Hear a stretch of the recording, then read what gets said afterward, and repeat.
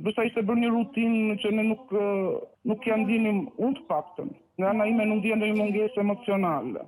Mos ke qenë e përfshirë në pjesën e punës më shumë, duke qenë se dhe punonit bashkë? Kur kam pyetur më ka thënë që ti je përkushtuar më shumë punës. Po më duhet të përkushtohesha më shumë punës sepse duke kaluar periudha ndoshta dhe me mungesa ekonomike, po duke mos ja vënë asnjë në dukje, dhe ndonjëherë unë duke thënë që u kishte shqyrtuar që më erdhi ky rast, domethënë që unë të punoj, të shkolloj fëmijë të mirë, mund të ketë qenë edhe kjo. Po.